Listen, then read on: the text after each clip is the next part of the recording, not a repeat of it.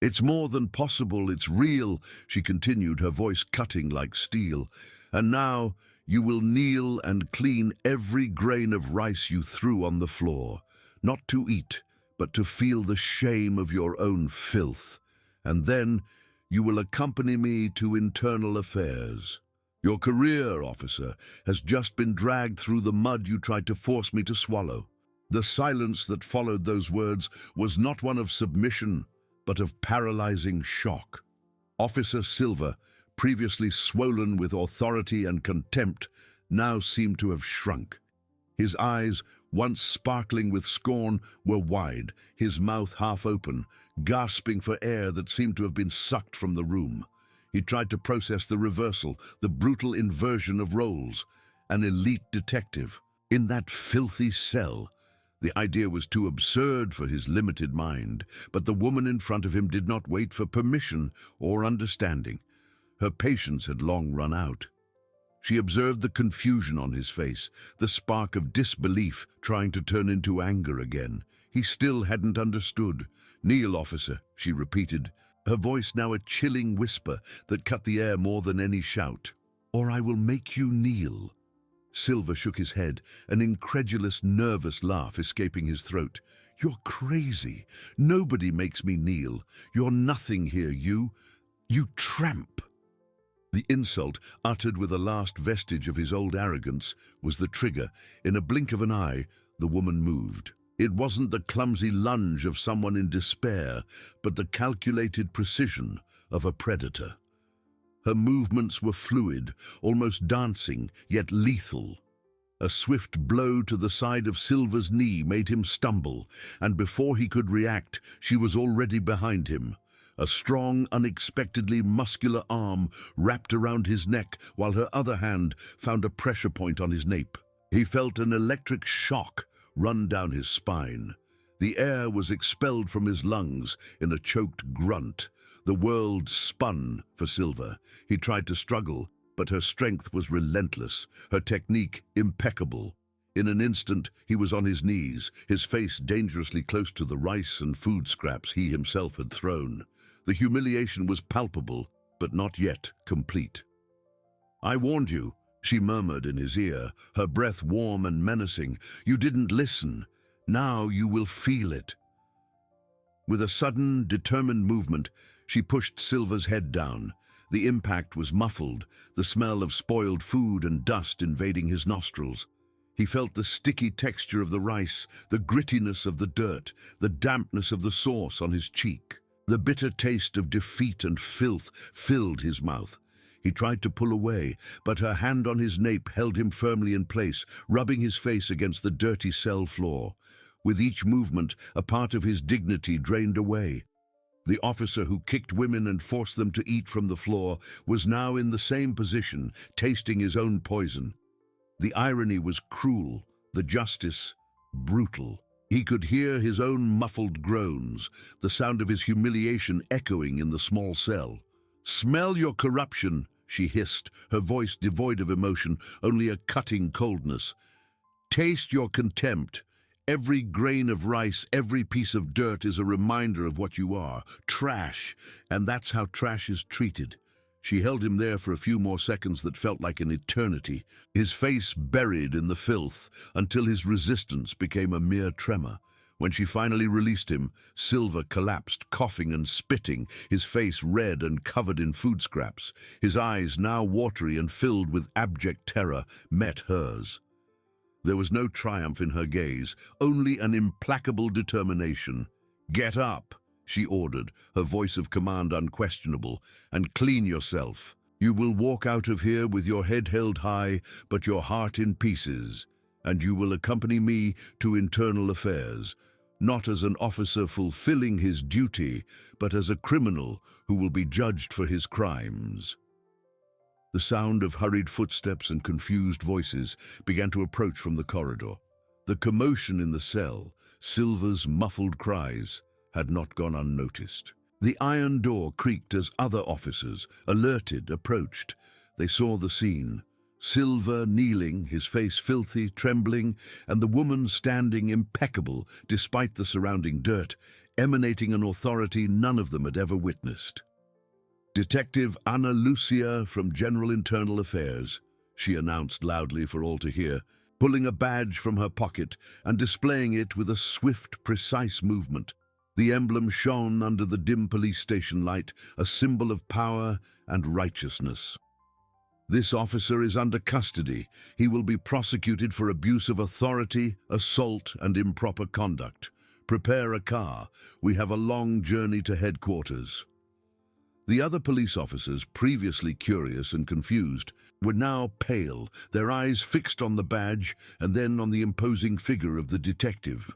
The air in the police station became dense, heavy with the revelation and the gravity of the situation. Silva's career was not just dragged through the mud, it was buried beneath it, and Detective Ana Lucia was the shovel that had dug his grave.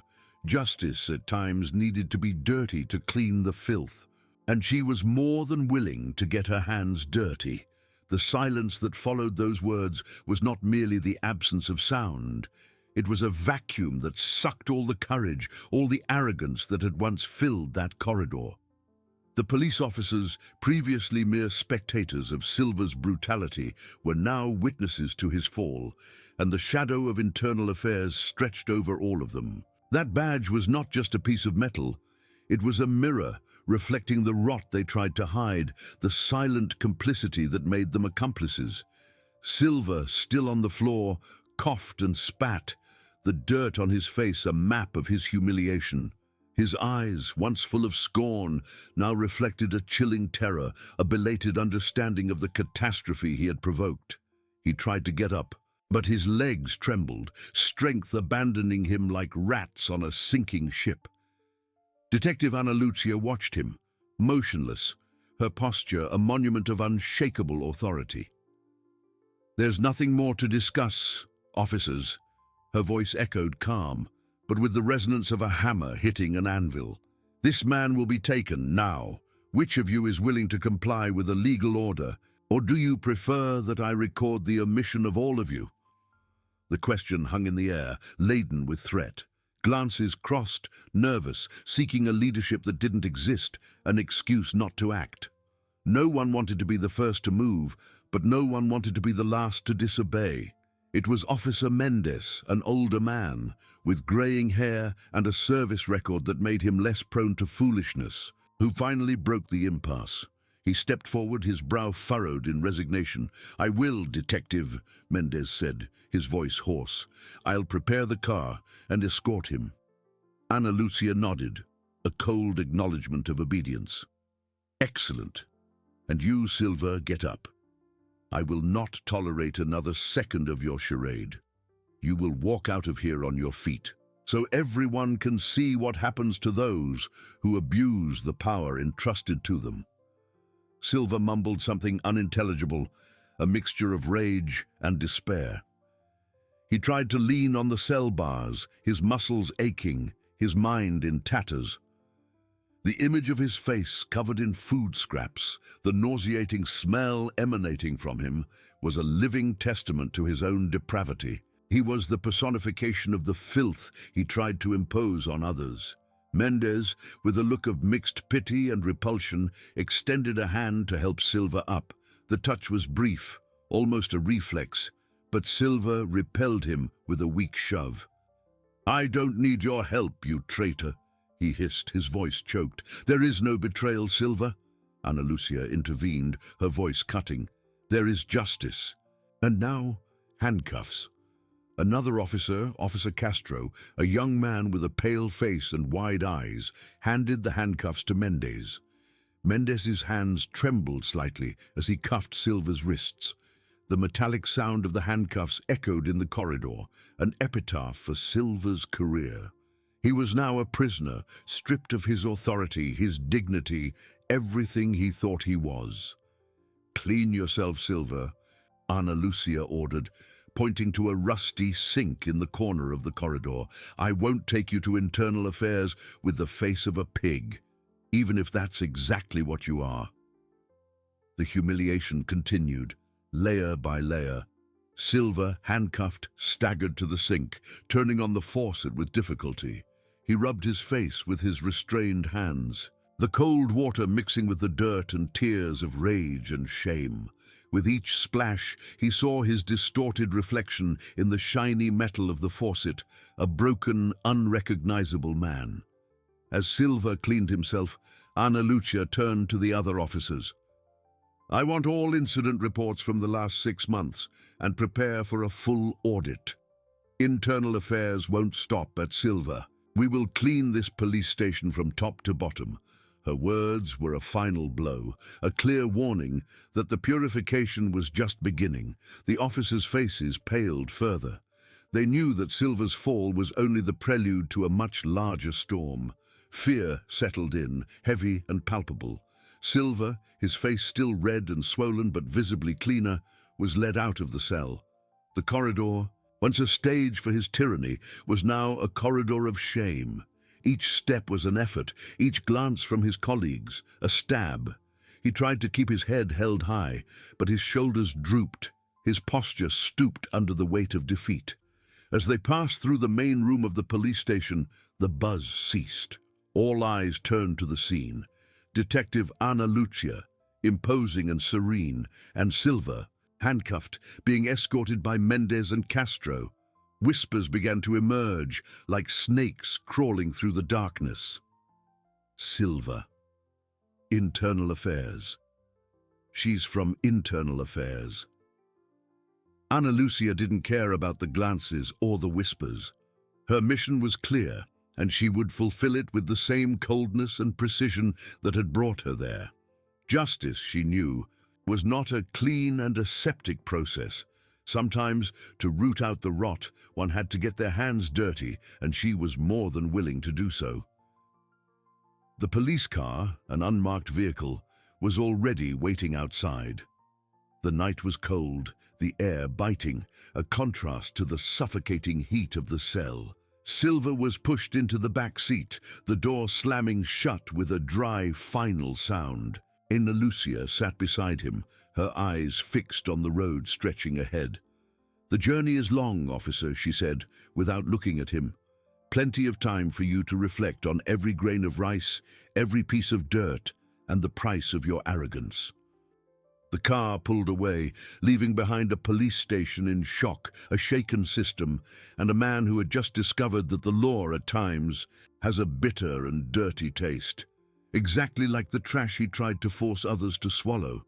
Internal Affairs was on its way, and with it, the promise of a cleansing few would dare to imagine. The darkness of the night swallowed the landscape as the unmarked car tore through the asphalt, leaving behind the police station in moral ruins.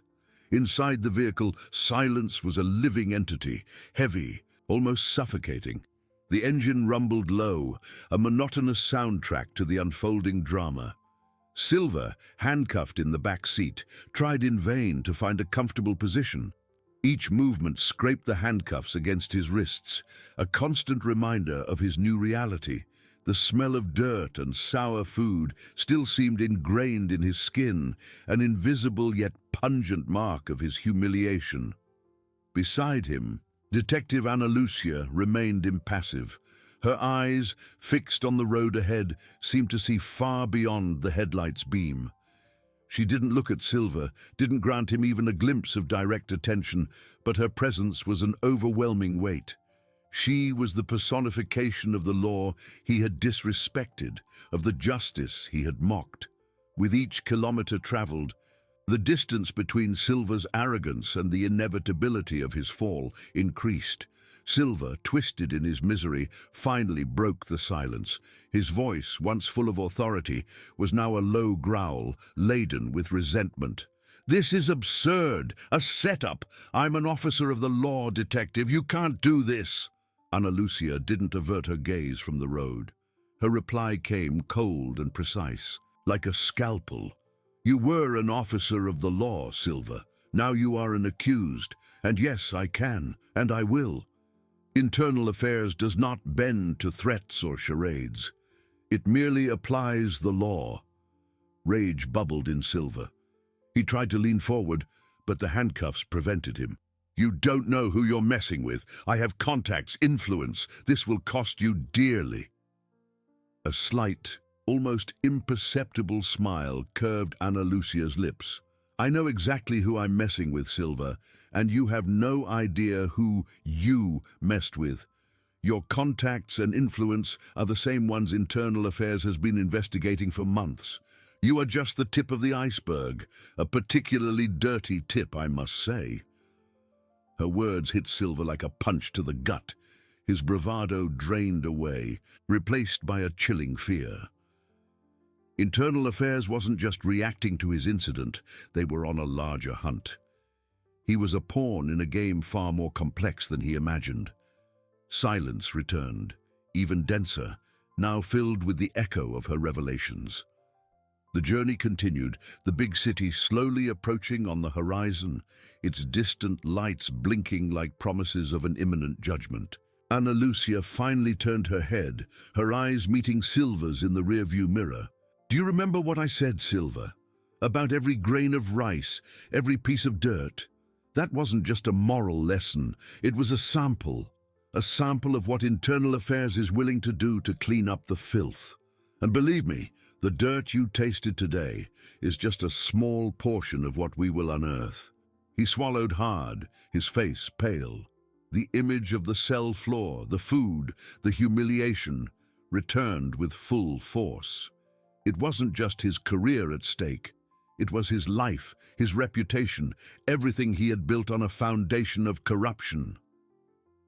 "The audit of your police station has already begun," Ana Lucia continued, her voice devoid of satisfaction, only facts.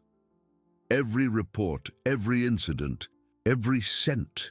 Your colleagues, those who remained silent, those who were complicit in your brutality, will also be investigated. A mission is as serious as action, Silva, and Internal Affairs has a long memory and an even longer arm." The car entered the capital's streets, the night traffic heavier, the buildings taller, the lights brighter. The city's grandeur contrasted with the smallness of Silva's situation. He was a pawn, yes, but a pawn who would be sacrificed to send a message. "You are not the first, Silva, and unfortunately, you won't be the last," she continued, almost as if speaking to herself. "But each one who falls serves as an example, and your example will be particularly painful. Because you not only abused your power, you did so with cruelty, with contempt for human dignity, and that, my dear, is unforgivable." He had no more arguments, no more threats. Reality crushed him. He was a broken man, being led to the slaughterhouse of justice. The car turned onto a darker side street and stopped in front of an imposing building with few lights on. But an aura of unquestionable authority, the headquarters of Internal Affairs. Ana Lucia turned off the engine. Silence returned. But now it was different. It was the silence of arrival, of inevitability. She turned to Silva, and for the first time, their eyes met directly. There was no hatred, no triumph, only a cold determination. "We have arrived, officer. Or should I say, ex-officer. From now on, justice will do its work, and you will have plenty of time to reflect on every grain of rice." The car door opened, and the cold night air invaded the interior. Silva felt a chill that didn't just come from the temperature. It was the cold of fear, the certainty that his life, as he knew it, had come to an end. He would be the example. And Detective Ana Lucia, the woman he tried to humiliate, would be the architect of his downfall. The cleansing had only just begun. The Internal Affairs building rose in the darkness, a fortress of concrete and glass, its few lit windows casting long, ghostly shadows. There were no flashy signs, just the austerity of an institution that operated in the depths of the law, away from the spotlight. For Silva, that place was not a safe haven, but a slaughterhouse, a temple of judgment where clemency was worthless. The cold night air, which had once seemed a relief, now carried with it the metallic scent of inevitability. The car door opened, and an internal affairs officer, tall and with a grave expression, waited. His eyes, devoid of emotion, fixed on Silva, as if he were an object to be processed, not a human being. Ana Lucia exited the vehicle, her posture unyielding, her silhouette outlined against the faint light of the lobby. "Officer Silva, in Internal Affairs custody," she announced, her voice firm, without a trace of emotion. Silva was pulled out, his handcuffs clinking, his body heavy with shame and fear. Each step towards the main entrance was a torment, an echo of the dignity he had lost. The polished marble floor of the lobby reflected the cold lights, creating a sterile, almost clinical environment. There was none of the bustle of a regular police station, only the respectful silence of a place where the law was applied without noise, without fanfare, but with surgical precision. He was led to a processing room, where a metal counter and cold chairs awaited. A second officer, a serious-faced woman, was already there preparing forms. "Remove your uniform, Silva," Ana Lucia instructed, pointing to the counter. The order, simple and direct, carried the weight of a sentence. The uniform, a symbol of his authority and power, now became a burden, a costume he no longer had the right to wear. With handcuffed hands, Silva struggled to unbutton his shirt. With each piece of clothing he removed, he felt more exposed, more vulnerable. The shirt, the belt, the trousers. The badge, which he had displayed with such arrogance, was taken from his pocket and placed on the counter, an inert piece of metal stripped of its power. He was now just a man in civilian clothes, without the armor that defined him. The humiliation was a slow poison, corroding him from within. Ana Lucia watched, without a hint of visible satisfaction. For her, this was not a personal triumph, but the execution of a duty. This man, stripped of his uniform, was just the first link in a much larger chain. The filth he represented was just a sample of what Internal Affairs was determined to sweep away. While Silva was subjected to standard procedures, photos, fingerprints, form filling, Ana Lucia stepped away, speaking in a low voice with the officer who had received them. "I want all the details of the audit at his police station, every report, every shelved complaint, every fund transfer. And prepare to interrogate Officers Mendes and Castro tomorrow. They are key witnesses." Her voice was a whisper, but each word was a hammer hitting the anvil of justice. Silva, even from a distance, felt the impact. The web was being woven, and he was not the only one to be caught.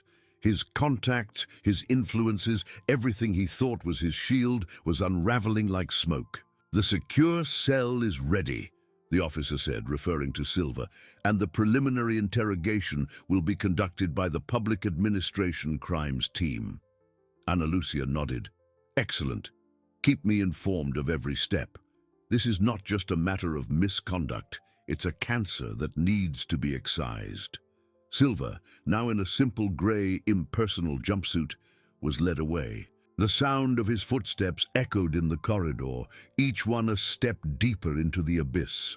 He looked back one last time, seeking Ana Lucia's gaze, perhaps for a shred of compassion, for a sign that this was just a nightmare. But she wasn't looking at him. Her eyes were fixed on a computer screen where the first audit reports were already beginning to appear. Silva's mind reeled. Internal Affairs wasn't just punishing him for his brutality. They were dismantling an entire network, an entire structure of corruption he thought was impenetrable. He was a pawn, yes, but a pawn who would be sacrificed to expose the king and queen. The chilling fear he felt was not just for what would happen to him, but for what would come to light, for the lives that would be ruined, for the secrets that would be revealed. Ana Lucia, for her part, felt the weight of responsibility. Silva's fall was just the beginning. The cleansing she had promised would not be easy, nor quick. She would encounter resistance, perhaps even threats. But the image of Silver's face in the cell's dirt, the image of human dignity trampled, was a constant reminder of why she was there. Justice, she knew, was a relentless force, and she was its instrument. The clock on the wall marked the hours, but time there seemed to have a different dimension. For Silver, every second was an eternity of regret and dread. For Ana Lucia, every second was a step forward in her mission. The night deepened, but for internal affairs, the real battle was just beginning.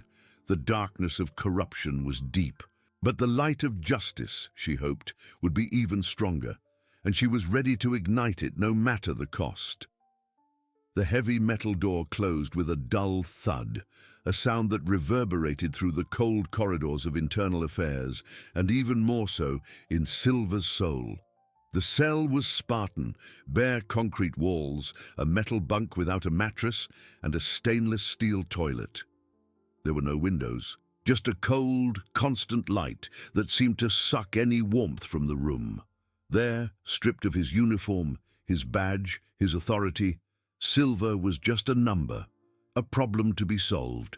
The grey jumpsuit, rough against his skin, was a constant reminder of his new reality.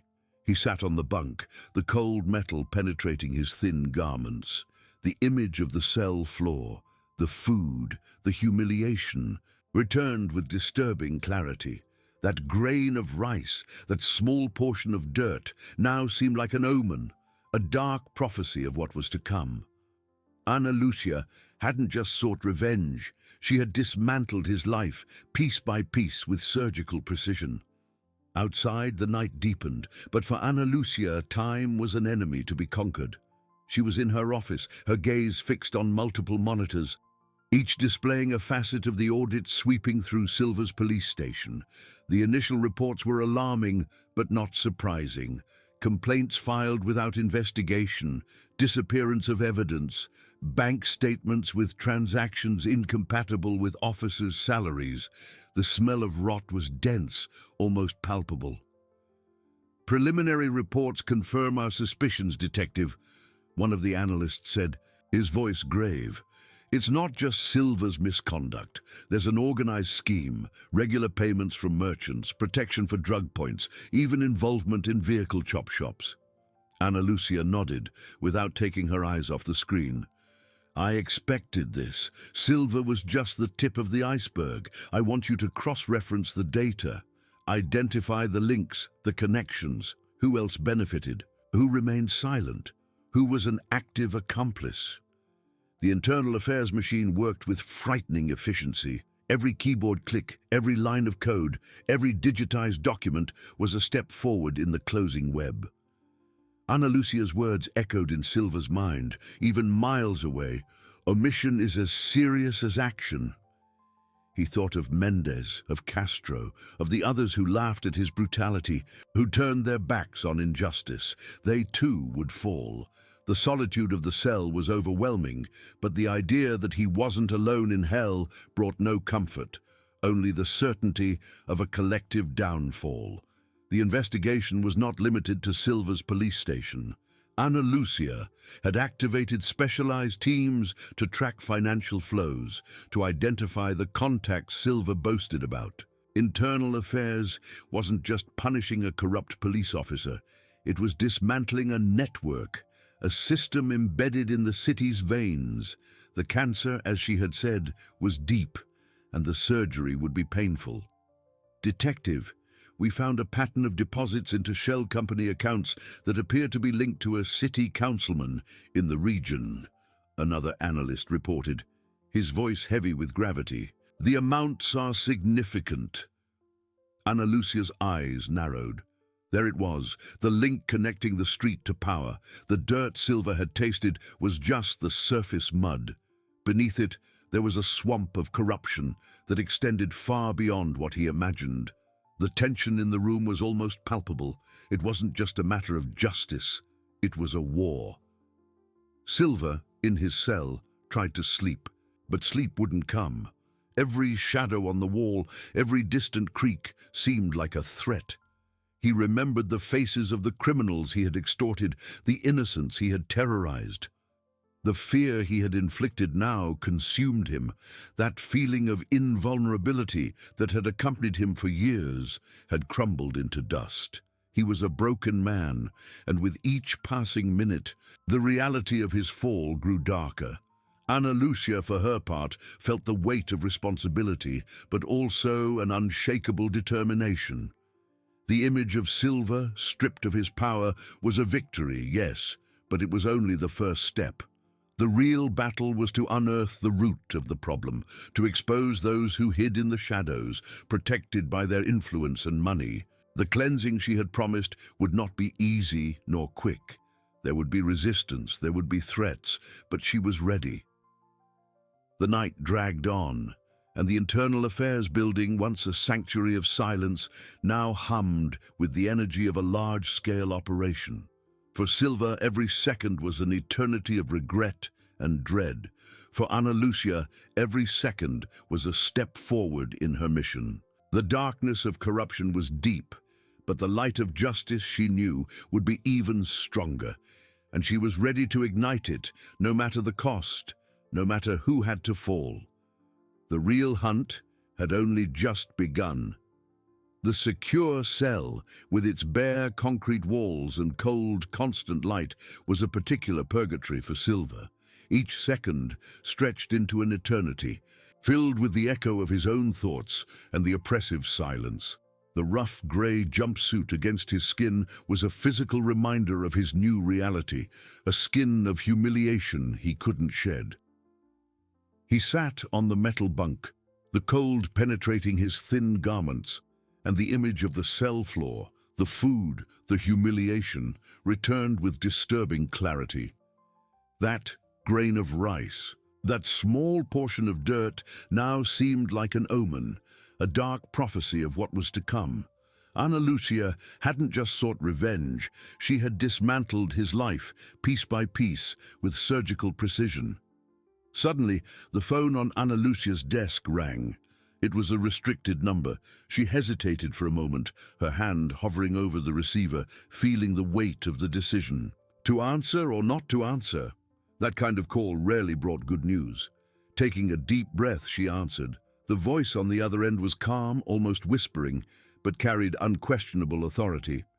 Detective Lucia, I understand you are doing an exemplary job, but there are certain trees that, if felled, can crush those nearby. Be careful not to get too dirty with the mud you are trying to clean. The line went dead. Ana Lucia felt a chill, but her determination only solidified. The veiled threat would not intimidate her.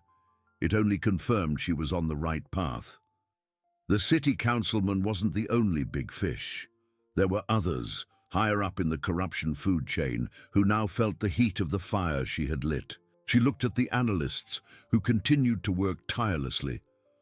Double the security for everyone involved in the operation. And I want that call traced, no matter how difficult it is. The line went dead, but the echo of the voice, calm and calculating, resonated in Ana Lucia's office like an alarm. It wasn't an empty threat, but a warning. A veiled reminder that the swamp she was draining had deep roots and powerful creatures. Ana Lucia's hand, that still held the phone, tightened. A chill ran down her spine, but it wasn't fear. It was adrenaline, the confirmation that she was on the right track, that the surgery she had promised would be even more complex and dangerous than she imagined. She looked at the analysts, who, oblivious to the conversation she had just had, continued to delve into the data, each one a vital piece in the puzzle of corruption. Double the security for everyone involved in the operation. Her voice was firm, without betraying the unease the threat had planted. And I want that call traced, no matter how difficult it is. I want to know who is behind it, who feels so comfortable in the darkness as to expose themselves to warn me. The night advanced, and the Internal Affairs building, once a sanctuary of silence, now hummed with the energy of a large-scale operation. For Silva, in his cell, every second was an eternity of regret and dread. For Ana Lucia, every second was a step forward in her mission, a dangerous escalation towards the heart of darkness. The darkness of corruption was deep, but the light of justice, she knew, would be even stronger. And she was ready to ignite it, no matter the cost, no matter who had to fall. The real hunt had only just begun, and now she knew the hunter could also become the hunted. As Ana Lucia's team worked tirelessly, the detective felt the weight of responsibility, but also an unshakable determination. The image of Silva, stripped of his power, was a victory, yes, but it was only the first step. The real battle was to unearth the root of the problem, to expose those who hid in the shadows, protected by their influence and money. The cleansing she had promised would not be easy, nor quick. There would be resistance, there would be threats, but she was ready. The next day, Internal Affairs awoke on high alert. Ana Lucia's order to trace the call had mobilized an elite telecommunications team. Initial analyses indicated a complex network of repeaters and disposable numbers, a digital tangle designed to conceal the origin. But Ana Lucia would not be intimidated. If they use technology to hide, we will use technology to find them, she declared, her eyes fixed on the screen that displayed the nodes of the corruption network taking shape. Reports continued to arrive, each more disturbing than the last. The city councilman, whose name was now under absolute secrecy, was just a cog in a much larger mechanism. Deposits into phantom company accounts, properties registered under third-party names, unexplained international trips. The web extended beyond the borders of Silva's neighborhood, reaching spheres of power that few dared to touch. Meanwhile, in the secure cell, Silva was a ghost of his former self. Sleep wouldn't come, and when it did, it was populated by vivid nightmares of faces he had terrorized, of cries of innocence he had ignored. The rough gray jumpsuit against his skin was a constant reminder of his new reality. He remembered the faces of the criminals he had extorted, the innocents he had terrorized. The fear he had inflicted now consumed him. That feeling of invulnerability that had accompanied him for years had crumbled into dust. He was a broken man, and with each passing minute, the reality of his fall grew darker. The solitude of the cell was overwhelming, but the idea that he wasn't alone in hell brought no comfort, only the certainty of a collective downfall. He thought of Mendez, of Castro, of the others who laughed at his brutality, who turned their backs on injustice. They too would fall. Omission was as serious as action. Ana Lucia's words echoed in his mind. A constant torture. He was just the tip of the iceberg, and now the tip was melting, revealing the gigantic mass of rotten ice beneath the surface. Back at Internal Affairs, the tension was almost unbearable. The telecommunications team, in a Herculean effort, finally managed to isolate a more consistent pattern in the communications. It wasn't a message, but a type of data pulse that repeated every 12 hours, like an electronic heartbeat. "Detective, it's not a conversation," explained the team leader, her eyes bloodshot, but with a gleam of discovery. "It's a sign of life, like a, we are here and we are operational." And the strangest thing, it connects to a secondary network, much older, that we thought had been deactivated years ago. Ana Lucia felt a chill, a secondary, old and deactivated network. This meant the organization was even deeper, more entrenched than they imagined. They weren't just modern criminals, they were ghosts of the past, with tentacles that stretched back decades. "Trace that secondary network," she ordered, her voice low but charged with a cold urgency. "I want to know who used it, who reactivated it, and most importantly, what it hides." The hunt had become an archaeological excavation, unearthing layers of corruption thought to be forgotten. With each step, the threat became more palpable, the danger more imminent. Ana Lucia knew she was stirring an old hornet's nest, and the creatures within would not hesitate to sting. But the flame of justice burning within her was stronger than any fear. She had promised a cleansing, and she wouldn't stop until the city was purified, no matter how deep the dirt was buried, no matter who had to fall. The bunker in the city center was the next target, and Ana Lucia was ready for battle. But the battle, she realized, would not only be against the present, but against a dark past that refused to die, and that past, she knew, was about to manifest itself. Internal affairs, once an investigation center, now pulsed with the feverish energy of a wartime headquarters.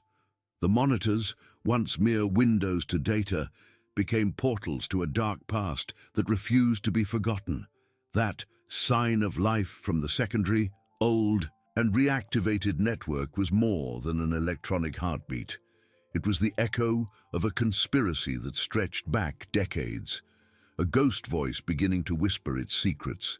The telecommunications team, exhausted but driven by an almost palpable adrenaline, delved into the depths of that archaic network. Rusty lines of code, forgotten protocols, everything was unearthed with the precision of digital archaeologists. And then, the first fragment manifested. It wasn't a message, but a record. A record of financial transactions dated 30 years ago, connecting prominent figures of that era to an obscure investment fund. The fund's name, Erebus Foundation, a name that evoked the depths of darkness, the Greek underworld. Ana Lucia watched the projection on the wall, her face impassive, but her eyes fixed on the screen. The Erebus Foundation. The name was unfamiliar to her, but the reaction of the older analysts in the room was unmistakable. Whispers, exchanged glances, a tension that thickened in the air. "Detective," one of them said, his voice hoarse, "the Erebus Foundation. It was investigated decades ago, a scandal of public fund embezzlement and money laundering, but the case was shelved. The evidence disappeared. Those involved were never punished." There it was. The past manifested not as an ethereal ghost, but as a deep scar on the city's history, a wound that never truly healed. The bunker in the city center, that discreet and impenetrable building, was not just a current operations center. It was a reliquary, a convergence point for a lineage of corruption that perpetuated itself. With each new discovery, the web became more complex, vaster, reaching not only the criminal underworld, but also the highest spheres of power, now with roots extending back generations. Ana Lucia's mind raced, connecting the dots. The city councilman, the deposits into shell company accounts, the unexplained international trips. All of this was the tip of an iceberg that extended into the depths of that bunker and now into the depths of a past that refused to die. The Erebus Foundation was not just a shelved case. It was the seed from which everything sprouted, a testament to the impunity that allowed corruption to flourish and modernize. The hunt had changed phases again. It was no longer just an investigation. It was a war against time, against oblivion, against a force that fed on justice's short memory. The feeling of being hunted, once a distant chill, now became an imminent and multifaceted reality. They weren't just watching. They were playing a chess game that began long before Ana Lucia was even born. And she was about to overturn the board. Meanwhile, in the secure cell, Silva was a specter. Time had lost its meaning, each minute an eternity of regret and dread. The rough gray jumpsuit against his skin was a constant reminder of his new reality. He remembered the faces of the criminals he had extorted, the innocents he had terrorized. The fear he had inflicted now consumed him. That feeling of invulnerability that had accompanied him for years had crumbled into dust. He was a broken man, and with each passing minute, the reality of his fall grew darker. The solitude of the cell was overwhelming, but the idea that he wasn't alone in hell brought no comfort, only the certainty of a collective downfall. He thought of Mendez, of Castro, of the others who laughed at his brutality, who turned their backs on injustice. They too would fall. Omission was as serious as action. Ana Lucia's words echoed in his mind, a constant torture. He was just the tip of the iceberg, and now the tip was melting, revealing the gigantic mass of rotten ice beneath the surface. He felt the weight of Ana Lucia's past, the contained fury she unleashed upon him, and imagined that this fury was just a fragment of what she held for those at the top of the pyramid. "Detective," the team leader announced, her voice choked with emotion and exhaustion, "we found a recurring name in the Erebus Foundation records from the very beginning, a name that appears as a beneficiary, as a shareholder, as an advisor, and he is still active in city politics." Ana Lucia felt a chill that didn't come from the air conditioning. A name, a single name that spanned decades of corruption, a bridge between the dark past and the rotten present. The danger was immense, the threat palpable. She was about to touch something many had tried but failed to bring down. But the flame of justice burning within her was stronger than any fear. She had promised a cleansing, and she wouldn't stop until the city was purified, no matter how deep the dirt was buried, no matter who had to fall. The bunker in the city center was the next target, and Ana Lucia was ready for battle. But the battle, she realized, would not only be against the present, but against a dark past that refused to die. And that past, she knew, had a face that was about to be revealed. The war had truly begun. The name hung in the air of internal affairs like a sentence. It wasn't just a name. It was an echo of decades of impunity, a signature in the city's black book. The analyst, his voice still choked with exhaustion, pointed to the screen. "Detective, it's Senator Álvaro Méndez." Ana Lucia felt an electric shock run down her spine. Álvaro Méndez, a titan of local politics, untouchable, revered.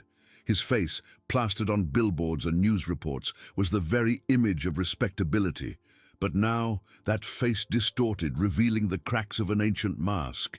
He was the link, the living bridge between the Erebus Foundation and the corrupt present. The man who had benefited, manipulated, silenced. The true face of the past that refused to die. The room plunged into a heavy silence, broken only by the hum of computers. The revelation brought no relief, but a new layer of danger. Attacking Álvaro Méndez was not just arresting a criminal, it was declaring war on a power structure deeply rooted, with tentacles reaching the highest echelons of the nation. It was toppling a pillar that supported the very system. But Ana Lucia did not back down. Her eyes, previously focused on the screen, now swept the room, meeting the apprehensive gazes of her team. The flame of justice within her was not just an ember, it was a wildfire, fueled by the memory of every victim, every injustice, every abuse of power she had witnessed. And yes, by the vivid memory of that day in the cell when a man's filth was rubbed in his own face.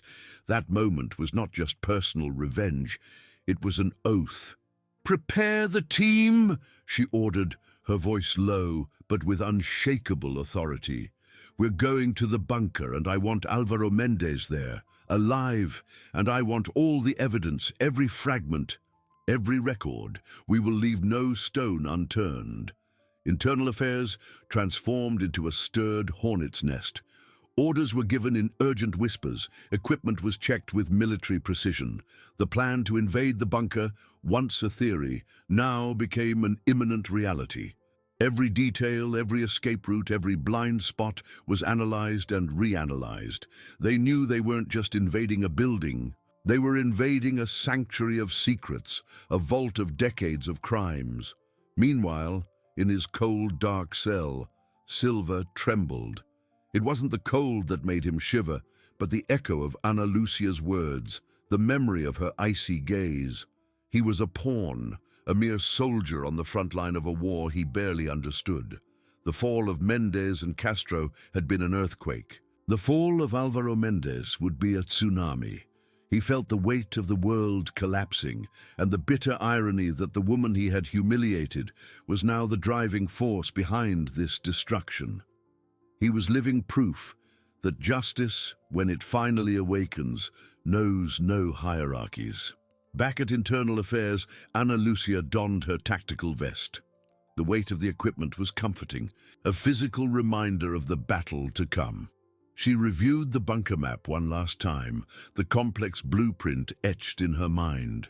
She knew Álvaro Méndez would not be alone. The Erebus Foundation had defenders, men loyal to power and money, willing to do anything to protect their secrets. But she also had her team, men and women who, like her, had sworn to uphold the law, even if it meant facing the ghosts of the past. Night fell over the city, but Internal Affairs pulsed with a feverish light. Armored vehicles were ready, sirens silent, engines rumbling in anticipation. The air was charged with a palpable electricity, the tension of a decisive moment. Ana Lucia got into the first vehicle, her face determined, her eyes fixed on the horizon, where the bunker rose, discreet and menacing. She thought of everything that had led to this moment, the humiliation, the struggle, the revelation, the relentless hunt.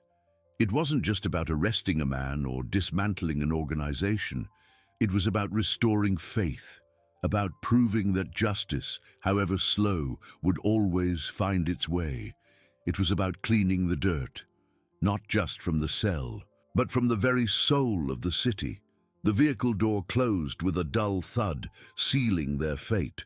The war had truly begun, and Ana Lucia was at its heart, ready to face the past, the present, and the future of a city crying out for redemption. The bunker was the last bastion, and she was about to tear it down. Álvaro Méndez's face, once a symbol of power, would now be the symbol of his downfall. And she, the woman he underestimated, would be the architect of that ruin. The muffled rumble of the armored vehicle engines was the soundtrack of that night, a symphony of steel and determination tearing through the city's darkness.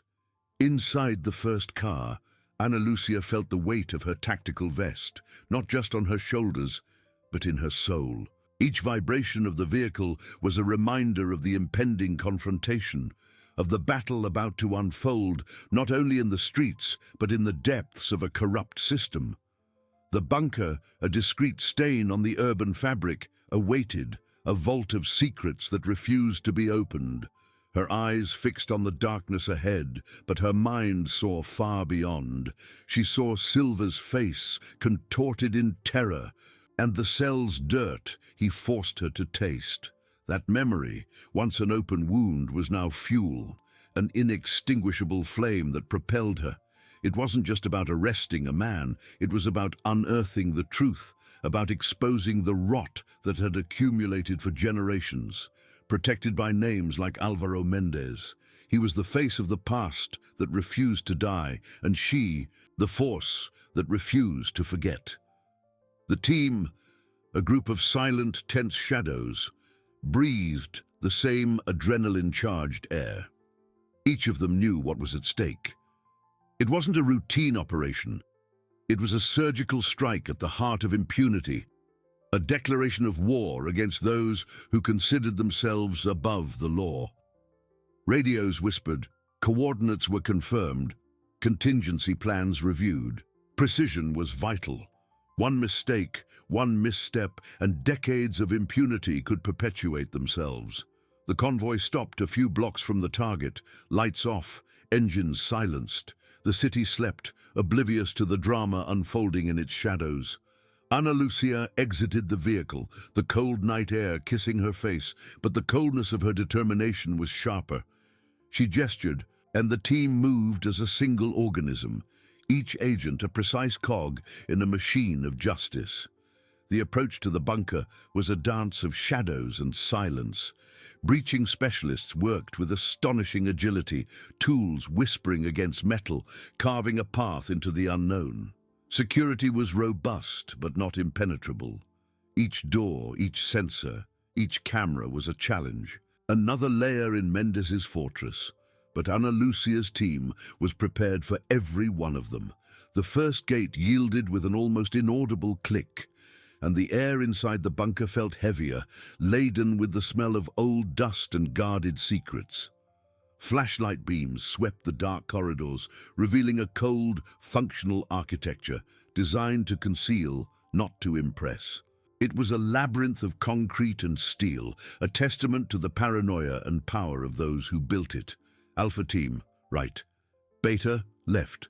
Charlie, with me, Ana Lucia ordered, her voice a firm whisper echoing in the gloom. She led the Charlie group, the heart of the operation, towards what maps indicated was the central area where the most sensitive servers and files would be stored. Tension mounted with each step. The silence was almost deafening, broken only by the muffled sound of their own breaths and the rustle of their equipment. They were hunters in a wolf's den, and they knew the wolves would not surrender without a fight. At any moment an alarm could sound, a door could close, an ambush could emerge from the shadows. But Ana Lucia did not waver. Her eyes, sharp as blades, scanned every corner, every shadow. She felt the presence of something ancient and malicious in that place, the essence of the Erebus Foundation pulsing in the walls. It was Álvaro Méndez's legacy, the empire he built on the misery of others. Suddenly, a sound, a distant click followed by an electrical hum, an alarm. "Contact!" An agent whispered over the radio. Internal security activated, doors closing. The dance of shadows turned into a race against time. Emergency lights flashed red, painting the corridors with an infernal aura. Ana Lucia quickened her pace, weapon drawn, mind focused.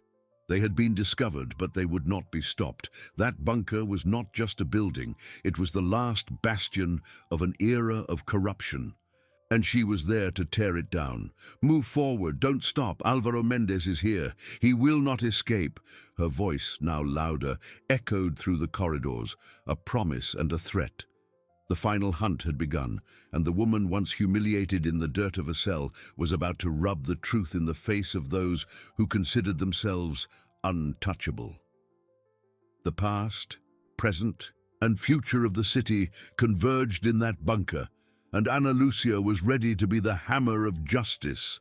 The bunker, once a labyrinth of shadows, exploded into a frenzy of flashing red lights and blaring sirens. The electrical hum transformed into a deafening roar, the massive steel doors slamming shut with metallic thuds that reverberated through the corridors like cannon fire. The dance of shadows was over. War was declared. Ana Lucia, weapon drawn, did not hesitate. Her voice, once a whisper, now cut through the air with the precision of a scalpel. "Team Charlie, advance! Don't give them time to organize. Alpha and Beta teams, maintain pressure on the flanks.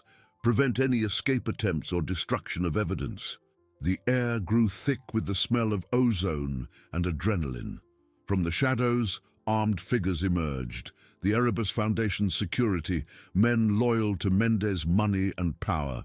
They were well trained, but they were not prepared for the controlled fury of internal affairs. The first confrontation was swift and brutal. Shots echoed, shrapnel flew, and the muffled thud of falling bodies punctuated the cacophony. Ana Lucia moved with lethal efficiency, her years of training and field experience manifesting in every movement. She was not just a detective, she was a force of nature, driven by a thirst for justice that burned brighter than any bullet or explosion. The team advanced methodically, each agent a reflection of their leader's determination. They were the spearhead, piercing the defenses of an empire built on corruption. Corridors became battlegrounds, control rooms were taken, and Méndez's resistance, though fierce, began to yield under the relentless assault. Radios crackled with updates, confirming the capture of key sectors, the neutralization of security personnel, and the location of servers filled with incriminating data. But Ana Lucia's priority was singular: Álvaro Méndez. "He's on the lowest level, in the main security room," an agent reported, his voice breathless over the radio. Looks like he's trying to destroy the master files. The news ignited a new flame in Ana Lucia's eyes. Destroying the evidence would be the last desperate act of a cornered man. She quickened her pace, her heart pounding in her chest, not from fear, but from a chilling anticipation. This was the moment she had pursued for so long, the culmination of a journey that began in the dirt of a cell. The door to the main security room was a steel fortress, but the Internal Affairs breaching team worked with feverish urgency. The metal groaned, the locks gave way, and with a final crash, the door burst open, revealing Álvaro Méndez's final sanctuary. He was there, a man in his late 50s, his face pale and sweaty, his eyes wide with terror. He was not the imposing magnate who appeared on magazine covers, but a pathetic figure, hunched over a keyboard, frantically trying to erase decades of crimes. The screen before him flickered with code, a race against time he was losing. Beside him, a small group of remaining security guards, their weapons trembling in their hands. Ana Lucia entered the room, her weapon held steady. Her eyes met Méndez, and for an instant, time seemed to stop. There were no shouts, no immediate threats, just the heavy silence of truth revealing itself. Álvaro Méndez. Ana Lucia's voice was calm, almost a whisper, yet laden with the weight of thunder. Your game is over. Méndez attempted a last gamble, a flicker of defiance in his eyes. You have nothing. I'm untouchable. You can't touch me. But Ana Lucia merely smiled, a cold, humorless smile. Untouchable. You forgot that dirt has a way of clinging, no matter how high you think you are. She gestured to the team. Arrest him, and ensure every bite of information is recovered. Every name, every transaction, every secret. I want him to watch his empire crumble in real time. The agents moved, disarming the remaining guards and dragging a struggling Méndez away from the keyboard. He thrashed, shouting obscenities, but his voice was weak, devoid of the authority he once possessed. Ana Lucia approached the screen, watching as Internal Affairs specialists reversed the deletion attempts, recovering the files Méndez believed he had destroyed. You see, Álvaro, she said, her voice now louder, echoing in the room. You built your empire on filth, on the misery of innocent people, on the corruption of a system. You thought you were above everything, but the truth is like dirt. It always finds a way to show itself. And today, Álvaro, I'm going to rub your face in it. It wasn't a physical act, as it was with Silva. It was far worse. It was the destruction of his legend, the exposure of his rot for the world to see. The screens in the room, previously focused on code, now displayed graphs, names, bank transactions, videos, audio, irrefutable proof of his vast network of crimes. Each recovered document was a blow, each revealed name, a brick torn from his castle of lies. Méndez's face, once arrogant, was now contorted into a mask of despair and humiliation. He watched his legacy collapse, his reputation pulverized, his image as a man of power turned to dust.